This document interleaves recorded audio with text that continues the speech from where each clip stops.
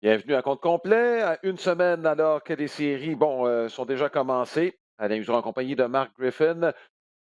Évidemment, on va s'attarder sur l'actualité, ce qui se passe dans les séries, principalement. À tout seigneur, tout honneur, Marc, les Red Sox de Boston passent au deuxième tour. Au moment où on se parle, c'est mardi matin, donc c'est la seule équipe qui est qualifiée pour le top 4. On ne s'attendra pas trop sur les attentes en cours de saison. Ça fait 6 mois qu'on dit que les Red Sox surprennent. On va arrêter de le dire à un moment donné. Ça s'applique aussi aux Giants de San Francisco. Chapeau, on est entré, Marc, dans cette série-là. Je ne parle pas même du troisième ou du quatrième match, mais on est entré dans cette série-là. C'est pas qu'on dénigrait ou on mésestimait les Red Sox de Boston, c'est juste qu'il y avait des points d'interrogation. On se disait comment est-ce qu'on va passer à travers cette série-là quant à l'utilisation des lanceurs. Ben, en fait, tu as raison de mentionner que ça fait longtemps parce que, rappelle-toi les questions qu'on se posait en début de saison chez les Red Sox. Oui, Qui va lancer? Comment on va passer à travers une longue saison avec ce personnel de lanceurs? Et pourtant, après 162 matchs, c'est 92 victoires. Euh, mais c'est sûr que c'est jamais propre, entre guillemets. Hein. C'est toujours un petit peu plus compliqué. Hein. On regarde. D'ailleurs, le match numéro 4, bon, les Red Sox ont éliminé les Rays. C'était pas propre, non, c'était pas nécessairement propre non plus. Hein. On menait par 5, on s'est laissé revenir dans le match les Rays qui sont revenus, puis finalement, on l'a emporté de façon spectaculaire. Mais on réussit à le faire. Alors, à un moment donné, il y a des années comme ça, il y a des équipes comme ça qui réussissent à faire, bon, évidemment, un travail exceptionnel dans les grands moments. On trouve le moyen de.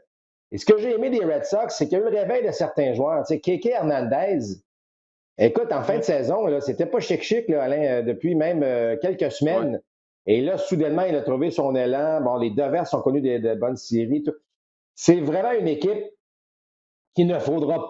En tout cas, évidemment, on va attendre là, de savoir qui sera l'adversaire Mhm. dans la série de championnat, mais à quelque part, Alain, il va falloir considérer que c'est une saison, c'est une équipe Cendrillon. C'est l'équipe Cendrillon de la Ligue américaine présentement dans cette Mhm. saison 2021.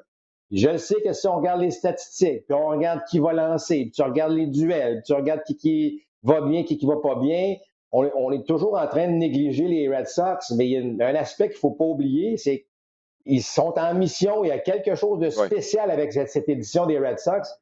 Euh, Écoute, j'ai l'impression que ça va se poursuivre leur affaire. Bon, si on regarde pour la suite des choses, essaie de lancer un match. Moi, je pense que les journées de congés supplémentaires, on avait besoin de lui aux 5 jours là, dans le dernier droit. C'est pas compliqué, là. Il n'était pas question de. On avait besoin de lui. Là, quelques jours supplémentaires, j'ai l'impression que ça va lui faire du bien. Et compte tenu du rendement de Pivetta et de Tanner Houck, nonobstant le dernier match, il n'a pas été terrible, mais il a quand même permis aux Rays de souffler un peu. Compte tenu de ce rendement-là, est-ce qu'on pourrait les voir dans la rotation? Je sais que tu en as fait allusion lors du match numéro 4. Est-ce que ça pourrait changer les plans des Red Sox là, en vue de la série de championnat? Ben, écoute, une chose est sûre, c'est que selon moi, là, Pivetta va entrer dans la rotation. Évidemment, bon, tu parles de journée de congé. Il y aura aussi des journées de congé dans la prochaine série. On aura un Evaldi reposé. C'est lui qui va pouvoir amorcer la série dans le match numéro 1. Ça, c'est une bonne nouvelle pour les Red Sox. Moi, j'ai l'impression que Hawk va être utilisé comme il a été utilisé jusqu'ici. Oui. Le gars qui peut venir, justement, c'est un partant qui n'a pas le départ anticipé, peut venir te lancer des manches, garde ton équipe dans le match comme il l'a fait tôt dans la série. Je trouve que c'est là qu'il est le plus efficace. C'est un rôle qui lui va bien. Chris Sale, c'est vraiment la question. Moi, j'ai l'impression qu'on va l'insérer à nouveau dans la rotation. Probablement le match, peut-être le match numéro 3, peut-être le match numéro 2, qui sait, tout va dépendre Mhm. de bien des aspects. Mais on a, je trouve, une meilleure idée du personnel des Red Sox là, qui va Mhm. entrer évidemment en série de championnat. Alors ça veut dire quoi? Ça veut dire que, bon, je sais que Brazier n'a pas bien été, mais certes, Whitlock en fin de rencontre, euh, c'est lui qui devient évidemment le releveur numéro 1, assurément, même si c'est un joueur recru. Il faut que tu ailles avec les gars qui ont donné des rendements exceptionnels. Donc, Hal devient le joueur qui peut faire le pont entre un départ de 4-5 manches, tout dépend de ce qui se passe, et évidemment cette courte relève-là. C'est Chris Sale qui est un peu l'énigme Ouais. dans l'utilisation des lanceurs des Red Sox là, au cours de cette prochaine série, là. Donc, si tu étais gérant des Red Sox, tu t'organiserais pour que Pivetta ait au moins 2 départs dans la prochaine série, là. Ben, écoute, au moins un. Ouais. Au moins un, puis évidemment, on va poursuivre. Tu sais, Mmh. comment je dirais ça? Je sais qu'on est dans un air, bon, où les statistiques avancées, on prépare Ouais. avant, même la série, avant les matchs, qui va lancer, qui va faire quoi, puis on n'a jamais été aussi bien préparé. Tu Mmh. sais, Alain, je reviens souvent, c'est mon cheval de bataille. Il Ouais. faut que excusez-moi, là, mais le gut feeling, hein, le Hi. pressentiment ou comment on vit le match, il faut que ça compte pour quelque chose. Il faut que ça compte. Alors, j'ai hâte de voir. Si Pivetta a un très, très bon départ, ben, assurément, il va en avoir un autre. Si Pivetta en arrache, est-ce que c'est le type de joueur qui, on va dire, hein, OK, finalement, on va peut-être l'utiliser autrement? C'est pour ça que je ne veux pas m'avancer sur 2 départs, mais chose certaine, j'aimerais voir un petit peu plus de côté humain dans la façon dont on prend certaines Ouais. décisions. Et ça reste à voir, évidemment. C'est dommage que je vais dire, Marc, mais les chances sont minces que ça arrive malheureusement en raison, je pense, de l'élimination, du lanceur qui vient frapper. Si on le gardait, je dirais j'aurais espoir, mais sans le avec le frappeur désigné universel qui s'en vient, ça laisse de moins en moins d'espace, je te dirais, au processus décisionnel du gérant quand le match se déroule.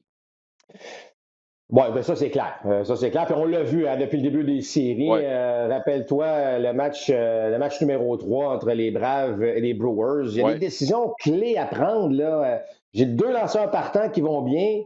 J'ai une situation de frappeur suppléant. Tu sais, si je l'enlève, oui, j'ai une meilleure chance de marquer, mais là, je m'enlève peut-être un 3, 5, 6 retraits que j'ai une domination là, de mon lanceur. Alors, c'est ça Mmh. les décisions de Ligue nationale. Imaginez, les 2 gérants ont décidé d'y aller avec des frappeurs suppléants, Ouais, qui était la bonne décision, selon moi. Ça a pas mal mieux fonctionné pour les Braves que les Brewers ouais. parce que Peterson a frappé un circuit Hi. de 3 points, mais c'est là la différence. Tandis que dans Mmh. l'américaine, tu n'as pas à te préoccuper. Tout ce que tu as Ouais, à te préoccuper du lanceur, c'est de dire est-ce que je le laisse pour un troisième tour ou est-ce que ouais. je vais le laisser là pour 3 retraits additionnels? Donc, c'est sûr que ça va changer malheureusement pour certains là, la façon dont le Ouais. baseball va se jouer. Heu, Rapidement sur les Rays, on a remporté le plus de victoires. C'est une fin de saison décevante. On a atteint la Série mondiale l'année passée. On finit la saison avec le plus de victoires.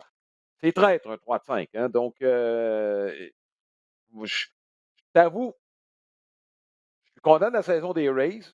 J'aime la façon dont ils font les choses. C'est pas toujours parfait. Si ça l'était, on prendrait toujours la bonne décision. L'aspect humain, évidemment, rentre en ligne de compte. Heu, Jeter le bébé du bain avec l'eau en même temps, je ne suis pas convaincu que c'est la bonne chose à faire. On fait les choses bien, je pense qu'il faut juste continuer. La question qu'il faut se poser, par exemple, sur un échantillon très large, que, Brandon Lowe, Marc, on en a discuté un peu, c'est horrible ce qu'il a fait en série. Depuis 2 ans, heu, j'avoue, je suis sans mots face, je dirais, à une léthargie de la sorte sur une aussi longue période. Ah, écoute, il y a tellement de possibilités. Pour quelles raisons tout ça se produit dans le cas de Brandon Lau? 39 coups de circuit. Écoute, il a frappé 3 circuits dans un match en fin de saison. Tu dis, OK, lui, il est Ouais, parti pour la gloire. On va l'avoir enfin en série dans une bonne séquence. Euh, c'est tout l'inverse qui s'est produit. Moi, j'ai un peu de misère. Tu sais, je reviens à l'aspect humain. Là. Je reviens à l'aspect, mmh, bon, la préparation. Tu sais que Brandon Law, dans le dernier match, dans le 4e match, alors qu'il n'y a pas de coup sûr, beaucoup de retraits sur des prises, on ne parle même pas de balle en jeu, là. Il frappe encore au 3e rang du rôle, avec un lanceur gaucher partant. ouais, Ça, c'est ça que j'ai de la misère. Et j'ai de la misère parce que tout le monde sur la planète baseball sait qu'il ne va pas bien. Il ne frappe pas bien. Ça n'avait même pas l'air d'être un grand défi pour les lanceurs des Red Sox de le ouais. retirer. Mets-le un petit peu plus bas dans le rôle offensif. Enlève-y la pression d'absolument le produire. Tu frappes un, tu frappes trois. C'est fou. Tu vas me dire, là, c'est épouvantable. Mmh. Voyons, il va frapper, peu importe. Ça enlève un peu de pression aux joueurs, ça va le calmer. Mais là, 8e, mais là, 9e, si tu veux, tu sais, il est plus tard. Ouais. De toute évidence, c'est bon, Alain, on en parle souvent, là, c'est un aspect mental, là, mécaniquement, techniquement, le gars a Mhm. connu encore une saison là, bon, extraordinaire. Donc, tu vois que c'est dans sa préparation, dans sa confiance qui n'était pas là. Un peu de misère à comprendre pourquoi on s'est obstiné à le laisser là. Oui, il y a eu 39 circuits, Ouais. là, j'y enlève rien, là. Mais Mhm. clairement, il n'était pas dans une bonne séquence, il n'était pas dans un. Il n'y avait pas une bonne approche, c'était pas super ce qui fonctionnait pour lui. Donc, tu sais, des fois, je trouve qu'on s'obstine un peu à laisser un Ouais. gars de même. Puis je suis convaincu qu'il aurait compris en disant je frappe 8 9e. Mais tu sais, Alain, comment expliquer l'inexplicable? Je trouve ça juste plate dans son cas que Ouais. là, il va avoir cette réputation de gars qui n'est pas capable de performer dans les moments importants. Effectivement. Et bon, le premier match, il a fait quelques bons contacts. On l'avait d'ailleurs souligné, même s'il n'y avait pas eu de coup sûr.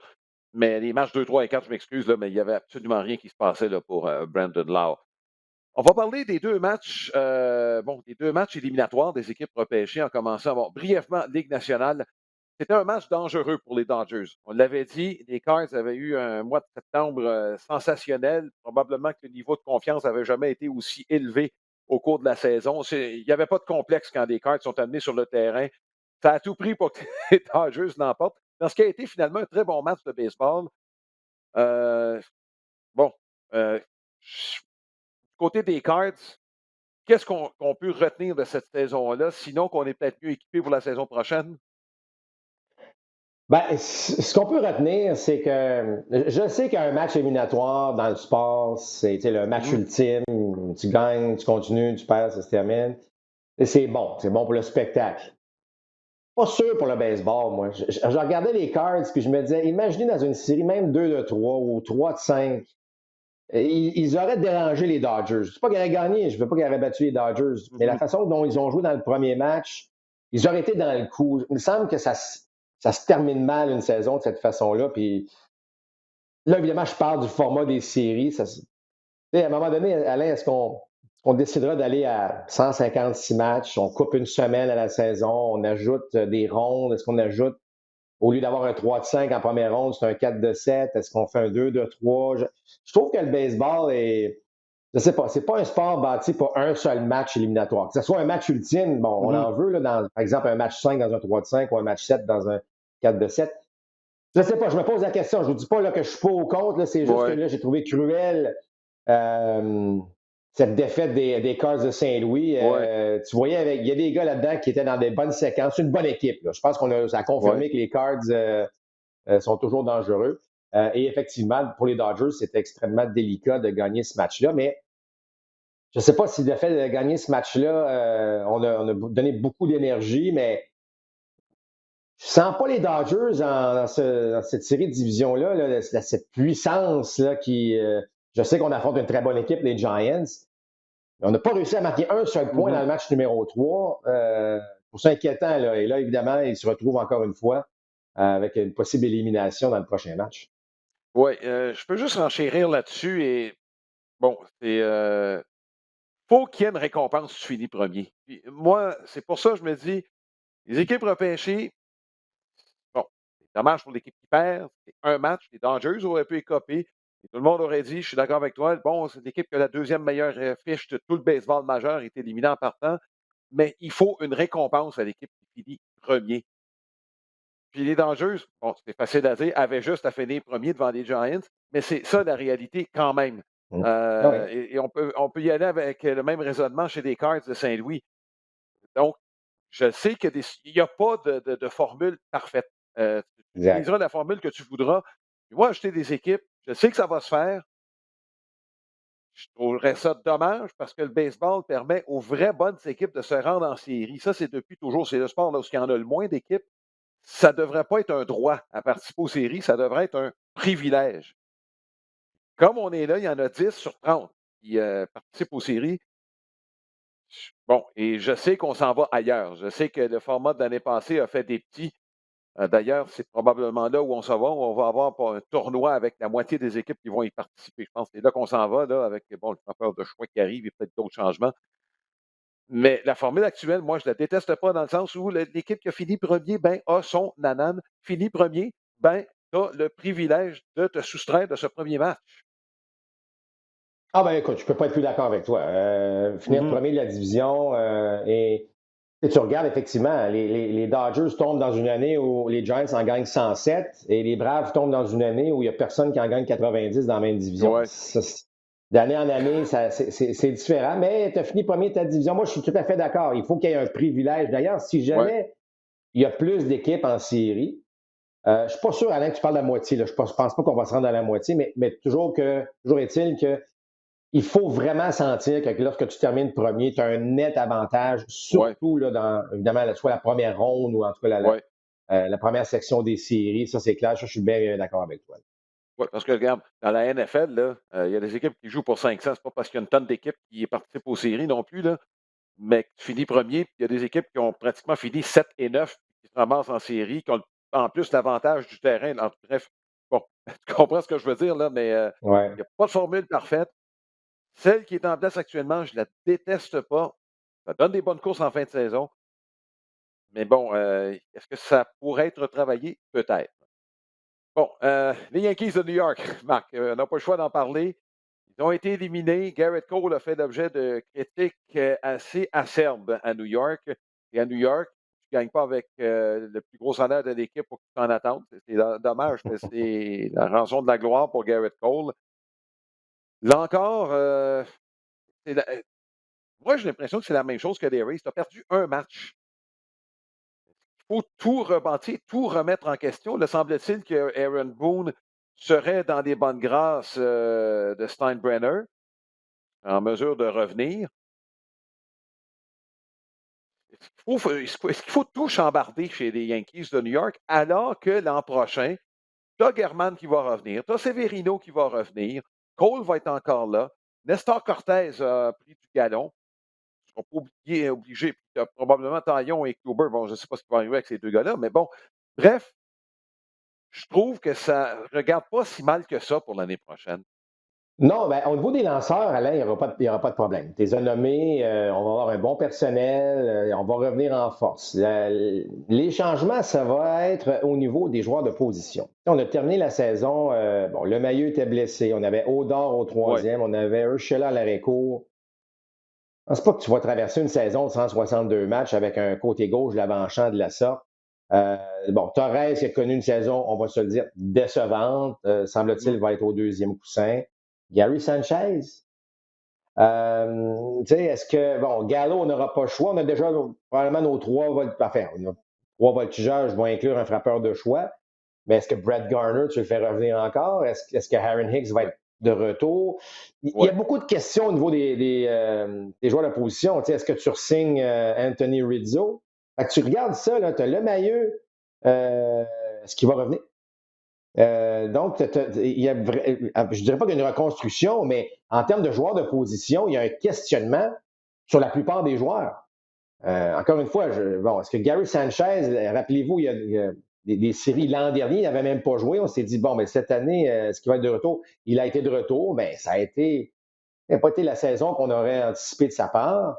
Bon, Rizzo est allé le chercher, mais il devient joueur autonome. Je ne sais pas. Moi, je pense qu'il va y avoir pas mal de changements, certainement à l'avant-champ. OK? Le champ extérieur, si Harry Hicks revient, bon, on est déjà pas pire. Mais ça va être une autre équipe. Là. On va avoir un 3 ou 4 joueurs différents dans cette formation-là. Je ne dis pas qu'on va changer l'image complètement les Yankees, mais il y aura une transformation à ce niveau-là. Les lanceurs, autant les partants que les releveurs, tu as raison de mentionner. Severino va reprendre sa place parmi les lanceurs partants.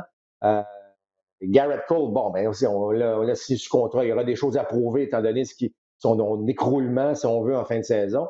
Donc, ça va être encore une bonne équipe, mais on aura du oui, travail à faire. Moi, je pense qu'Aaron Boone va rester. Euh, mhm, Aaron Boone va rester à la barre de l'équipe. Je ne pense pas que c'est lui qui a été le problème. Il semble être oui. assez populaire auprès des joueurs. Donc, je ne pense pas que le problème est à ce niveau-là. Mais il y aura du travail à faire pour peut-être reformer surtout le champ intérieur. Donc, on en a ça aussi pendant la saison. Il y a plusieurs joueurs darrêt disponibles sur le marché des joueurs autonomes. Il y en a un qui s'en vient à New York. Oui, absolument. Il y en a un qui s'en vient à New York, absolument. Torres, ça n'a pas fonctionné. Il y a des joueurs de disponibles. Est-ce que c'est Seager parce qu'il est frappeur gaucher? Parce que si jamais Rizzo, on ne signe pas Rizzo comme joueur autonome, ben, on va reparler encore d'un fameux frappeur gaucher. Gallo, ça n'a pas été encore. Bon, on espère que l'année Ouais. prochaine, une saison complète, ça va l'aider, mais Seager, je trouve, a le profil pour aller avec les Yankees en tant que joueur. Là. Ouais. Frappeur de la gauche, un grand bonhomme à l'arrêt court. Reste à voir. Mais c'est sûr, je suis pas mal convaincu, moi, qu'un joueur d'arrêt court, parmi ceux disponibles, je ne veux pas faire peur aux partisans des Blue Jays, mais Marcus Ouais. Semien pourrait être aussi une option chez les Yankees de New Ouais. York. Alors, On l'a vu jouer pendant toute la saison. Les Yankees, ont pris des notes. Je veux dire, tu t'en vas voler quelqu'un de ton compétiteur direct, là, ce serait un grand coup si Semien s'en allait avec les Yankees. c'est 40 circuits plus. Puis il a mentionné, il a adoré son séjour avec les Jays, mais il veut jouer à l'arrêt court. Si les Yankees disent, on va te donner un peu de sous, puis en plus, tu vas jouer à l'arrêt court. Ouais.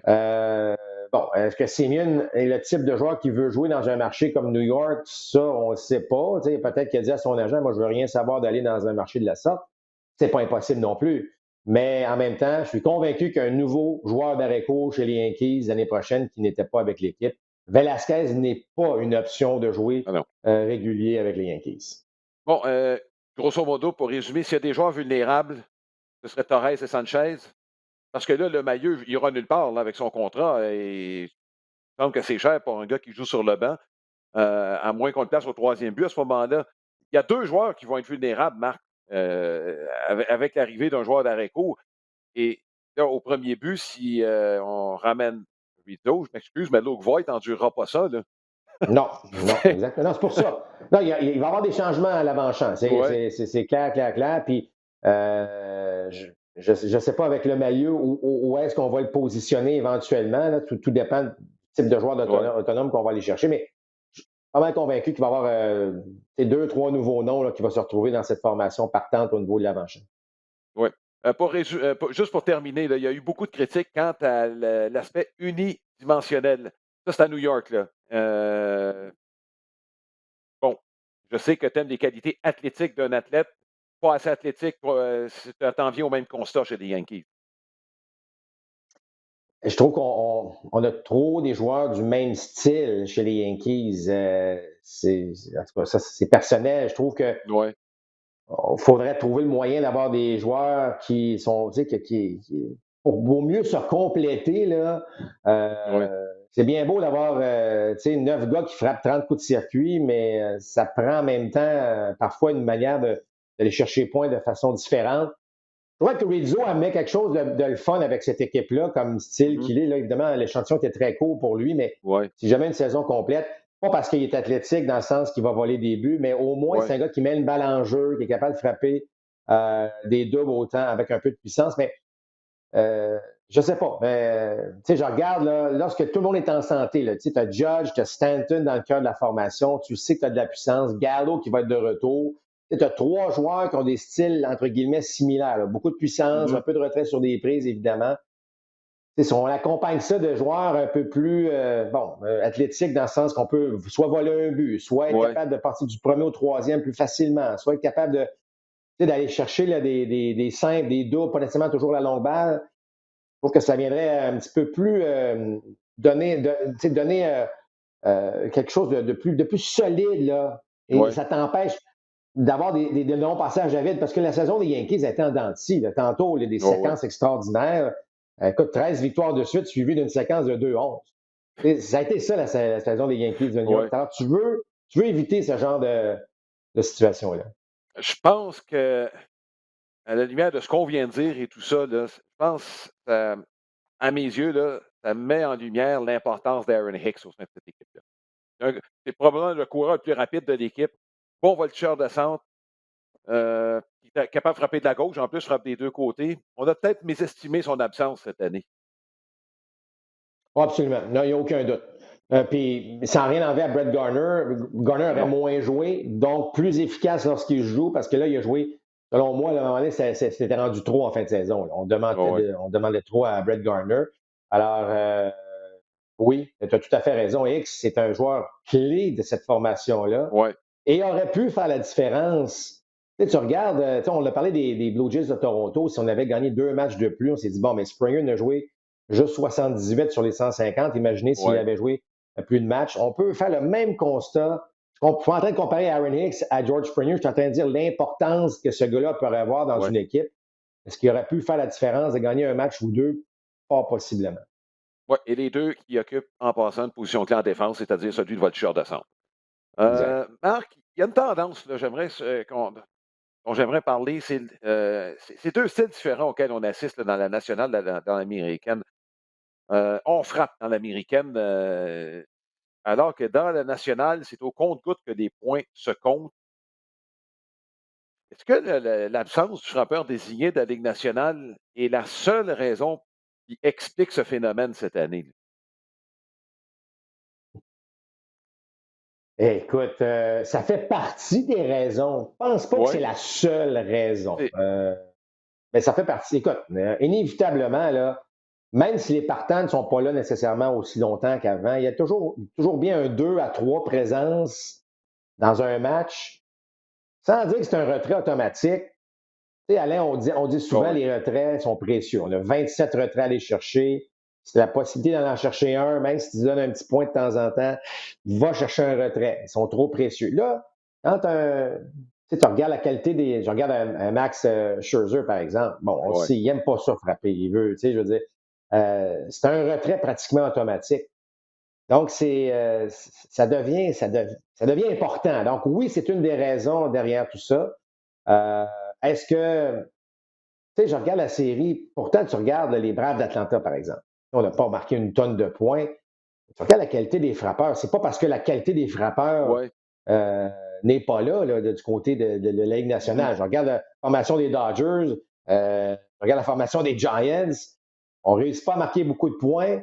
Euh, Puis, tu sais, on ne peut pas blâmer les zones des prises, là. Dans les années 70, on peut dire que la zone des prises, l'américaine, était différente que la nationale. Ce n'est plus le Ouais. cas non plus aujourd'hui.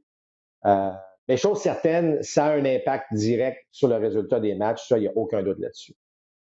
Bon, écoute, il y a des rumeurs là, présentement. On va s'éloigner un petit peu des séries. Bon, les Braves sont en avant 2-1, sont en très, très bonne position. J'avoue que ça me ferait une belle jambe si les Braves gagnaient. Je les avais choisis pour gagner cette série-là. Les Dodgers doivent se réveiller. Je pense qu'il n'y a pas grand-chose à ajouter là-dessus. D'ailleurs, on présente le quatrième match là, bon, ce mardi soir. Dans les rumeurs qui entourent les nouveaux gérants, là, bon, les Padres de San Diego veulent quelqu'un qui a de l'expérience. Puis là, il y a un nom de plusieurs gérants qui n'ont pas vu d'action depuis un certain temps. Les 2 que j'ai en tête, là, c'est John Gibbons et Buck Showalter. Ils ne sont pas dépassés un peu par la façon de faire aujourd'hui. J'imagine mal un Buck Showalter se faire dire quoi faire là, par le deuxième étage. Écoute, Tony La Rosa est revenu. Donc, Ouais, tout peut on- arriver. Tout peut arriver. Le fait qu'on veut un géant d'expérience, je trouve ça intéressant. On a essayé un nouveau gérant, hein. On sait que Tingler est un gars qui arrivait de la nouvelle génération de gérants. Bon, Mhm. c'est pas quelque chose qui a fonctionné. Moi, je verrais Ron Washington. Il me semble que ce gars-là, écoute, il est à une prise de gagner une série mondiale avec les Rangers du Texas. Il est resté dans le baseball. Il fait un travail remarquable avec Ouais. les Braves d'Atlanta. Il est instructeur au troisième. Lui, je sais qu'il est considéré, en tout cas, je ne sais pas si on va l'interviewer, mais il est considéré. Ça serait le type de gérant plus âgé, mais qui, je trouve, s'est gardé à jour et resté impliqué avec une équipe, connaît ce qui se passe en 2021. Rappelle-toi, c'est un gérant qui a toujours le sourire, très intense. Moi, je pense que c'est ça que ça prend aux Padres de San Diego. C'est ce type de personnalité-là. Euh, je suis très d'accord avec toi, les gars, dans le cas de Showalter, entre autres. Même si c'est des bonnes têtes de baseball, je suis pas sûr que là, qu'il y a un fit. Tu sais, puis je ne veux pas être méchant, mais j'ai encore mes doutes sur Tony La Russa. Là, tu vas me dire, ils ont fini premier. Puis c'est vrai, là, ils ont fini premier, il a Mhm. gagné son pari avec les White Sox, mais je ne suis pas encore tout à fait sûr que c'était Ouais. la meilleure solution dans ce cas-ci. Alors, je suis plus porté à aller. Je regarde le style des joueurs des Padres, tu sais, les Tatis, les Machado, inévitablement, tu regardes le cœur de cette équipe. C'est comme ça qu'on va poursuivre la lancée au cours des prochaines années. Ça, c'est le Ron Washington, pour moi, serait le profil là, pour aller là-bas. la sous-question par rapport à ça, et je voulais être justement spécifique à Ron Washington aussi, c'est peut-être un des meilleurs instructeurs pour les joueurs d'avant-champ. Bon, Austin Riley s'est amélioré. Je pense qu'il y a un petit peu de Ron Washington dans son rendement défensif. Même chose à Albies qui l'a vanté comme c'est pas possible. Washington, qui en fait a innové dans ses méthodes d'entraînement pour les joueurs d'avant-champ. Un instructeur de la sorte, là, ça, est-ce que ça vaut presque autant qu'un gérant? Et là, je veux juste être clair, le rôle du gérant a changé au fil des ans. On l'a mentionné, les décisions, souvent, sont rendues par le deuxième étage. Lui, c'est la courroie de transmission entre le deuxième étage et les joueurs. À cet égard, est-ce qu'un gars comme Ron Washington n'est pas plus important comme instructeur avec les Braves que comme gérant avec les Padres de San Diego? Est-ce qu'il ne devrait pas avoir, si oui, est-ce qu'il ne devrait pas avoir le traitement salarial qui vient avec ses responsabilités? Ouais, mais là, on joue dans un terrain dangereux parce que, évidemment, là, si Washington est payé ici, là, tu vas dire que tous tes instructeurs, on augmente les salaires, puis là, c'est quoi l'importance? Puis je suis d'accord avec ce que tu dis. Moi, je pense que Ron Washington, non seulement pour les Braves, est extraordinaire avec les joueurs d'avant-champ. Imagine-toi ce que ça Mhm. donnerait avec les Fernando Tatis, les Cronenworth qui sont là-bas. Tu sais, tu vas me dire, Machado est bon, il y a toujours quelque chose à apprendre.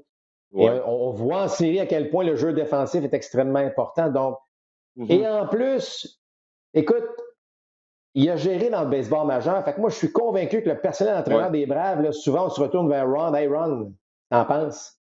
Fait que Mhm. là, tu as l'opinion. On a pratiquement deux gérants avec les Braves actuellement. C'est sûr qu'il y en a un qui mène, j'ai pas de problème avec ça, mais je suis convaincu qu'on utilise Ron Washington avec son expérience. Et là, tu ajoutes Mhm. évidemment tout ce qu'il fait. Donc, moi j'ai toujours aimé ce personnage-là. C'est un personnage parce que tu sais, il est tellement enthousiaste, puis il veut, puis comme tu l'as dit, il s'est perfectionné, il a créé des drills qu'on appelle là, pour ses joueurs d'avant-champ. En tout cas, moi, je trouve que on a besoin Mhm. de ça chez les Padres. On avait un petit peu de problème d'attitude. On se prenait un peu soit trop au sérieux ou pas assez. Euh, Ça prend un gars. Faut pas arriver là avec un gérant là, qui s'assoit et qui semble pas capable de voir ce Oui. qui se. Comment est-ce que je veux dire? Là, trop calme, trop Oui. ci, trop posé. Euh, Mhm. et il me semble que Washington serait. Mais tu as raison de mentionner, et connaissant bien Alex Antopoulos, évidemment, Oui. on va toujours laisser un gérant aller Ben passer une oui. entrevue pour avoir un poste supérieur. Mais je suis convaincu qu'Antopoulos connaît la valeur de Ron Washington avec les Braves. Dernier sujet, Marc, je veux revenir en série, toi qui enseigne aux jeunes encore à ce jour. On est en série, mais on voit des jeux, Marc. C'est à peu près dans toutes les séries, là. Le match Red Sox contre les Rays, là, on avait une coupe de jeu. Bon, le relais, par exemple, là, de Renfro au marbre là, en huitième manche, là, qui a permis à Rosarena de se rendre au deuxième. Tu l'as pas aimé. Il y a d'autres jeux qu'on a vus. La course d'Adam Duval au deuxième but, alors qu'un coureur au troisième, ça élimine un point. On peut même parler à la rigueur de la course de Verdugo, qui était peut-être inutile au troisième but, qui s'est fait retirer. Bref, je trouve que rendu en série, on est supposé de voir des équipes qui jouent de la bonne balle, la base.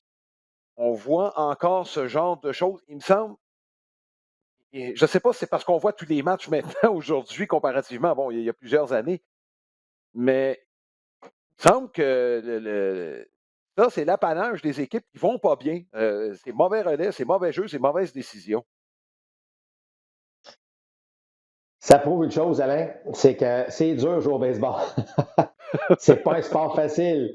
Là, vous dites, ouais, mais là, il y a du temps. Il n'y a pas de temps. Une fois que la balle est en jeu, c'est un des sports les plus rapides. Et là, la prise de décision est extrêmement rapide. Et donc, l'exécution fait défaut. Dans le cas de Renfro, de lancer vers le marbre, donc de lancer vers l'intercepteur, il n'y a pas nécessairement un mauvais jeu, là. Mais c'est de Mhm. rater l'intercepteur qui a Ouais, été inévitablement un très, très mauvais jeu. Et comme tu l'as dit, à Rosarena, se retrouve au deuxième. Il n'y avait même pas de retrait imaginé. Ça aurait coûté extrêmement ouais, cher. ouais, La ouais. course, tu parles de la course. Ça, c'est un jeu aussi très difficile à comprendre parce que tu as le jeu devant toi.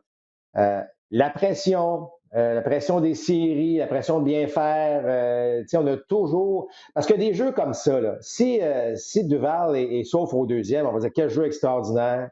Ouais. Si Verdugo est sauf au troisième, parfait, il est là, il est en position de marquer moins de deux retraits. On va dire, il a été agressif. c'est les séries, il faut prendre un but de plus. Mais c'est retiré, ça paraît mal.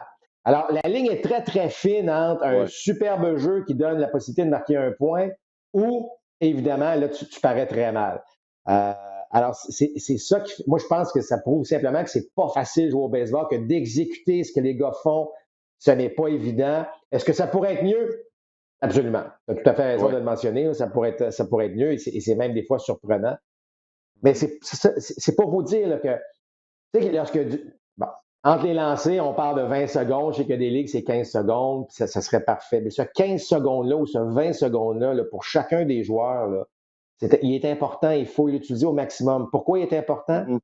Qu'est-ce que je fais si la balle est frappée vers moi? Ah, c'est un Mhm. compte de 1 et 2. À 1 et 2, ben, on sait, on a de l'information. Le gars va frapper la balle à ma droite ou à ma gauche. Qu'est-ce qui arrive?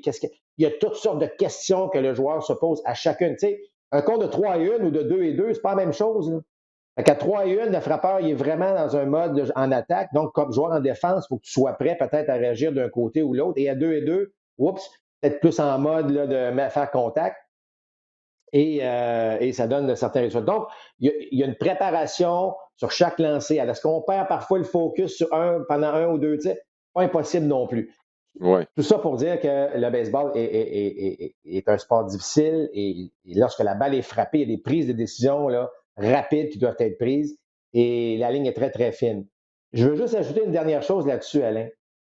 Tiens, on a parlé souvent, bon, les nombreux retraits sur des prises. On parle souvent que bon, Philippe Allou détestait les retraits sur des prises. Ouais. Il y a beaucoup de gérants qui disent mettez la balle en jeu. On ne sait jamais. On n'a pas parlé beaucoup dans le match numéro 4 dans la victoire des Red Sox, mais Travis Shaw, là, il a frappé un petit roulant. OK? J'ai regardé sa Ouais. présence au bâton après le match. Il essayait pas de dévisser la balle. Travis Shaw, là, il voulait juste mettre une balle en jeu. Il y avait un compte de 2 prises. Il a mis une balle en jeu. C'était pas voulu qu'il frappe un petit roulant au troisième but, mais ce qu'il voulait, c'est de mettre une balle en jeu. Et en mettant la balle en jeu, qu'est-ce que ça a fait? Ça a créé une erreur en défense. Ça a poussé le coureur au troisième avec un retrait, puis on a gagné sur un ballon de sacrifice. Alors, ce que je veux dire, c'est que, tu sais, oui, les retraits sur des prises, on les accepte parce que ça vient avec des coups de circuit, mais on m'enlèvera jamais de la tête que mettre une balle en jeu Ouais. vaut quand même pas mal plus qu'un retrait sur des prises spectaculaires parce que le gars s'est dévissé, puis le casque a tombé, puis s'il l'avait frappé, il l'aurait frappé à 500 pieds. Fait que, tu sais, il y a des petites choses que je trouve qui reviennent en série. Tu sais, on a vu un amorti par les Red Sox de Boston, en voie d'extinction des amortis. Ben, c'est un amorti qui a été important dans le match. Alors, ce que j'aime des séries au baseball, c'est qu'on voit des choses qu'on ne voit pas souvent en saison régulière. On voit la Ouais. vraie beauté du baseball qui refait surface. Mais pour finalement répondre encore à ta question, je pense qu'on minimise la facilité que ce sport-là peut être joué à la Je vous le dis, là, la télévision ne représente pas du tout ce qui se passe sur un terrain de baseball. Ouais. Ouais. Ah, écoute, on pourrait parler longtemps d'un paquet de choses, notamment bon, la façon dont Cora a géré la 9e manche. C'est pas de la mentir purement en question, mais on en a parlé. Comment ça se fait qu'il n'y a pas eu de coureur suppléant dès le départ? Ce genre de Bon, décision-là, Marc, on pourrait continuer pendant longtemps et refaire le match au complet. J'aurais pu faire ci, j'aurais pu faire ça.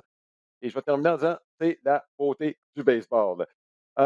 Écoutez, on vous invite à poursuivre votre couverture, à nous regarder, dans le fond, dans le cadre des séries. Notre prochain match, ce sera ce mardi soir, alors qu'on vous présente le quatrième match de la série de division de la Ligue nationale entre les Giants de San Francisco et les Dodgers de Los Angeles. Pour la deuxième fois, les Dodgers feront face à l'élimination. Ils ont gagné le match contre les Cards de Saint-Louis. Donc, les Giants qui auront une chance d'éliminer les Dodgers chez eux, à domicile. Donc, on sera là à compter de 21 heures. Lâchez pas. On a de bonnes séries jusqu'ici. On va être avec vous. À la prochaine.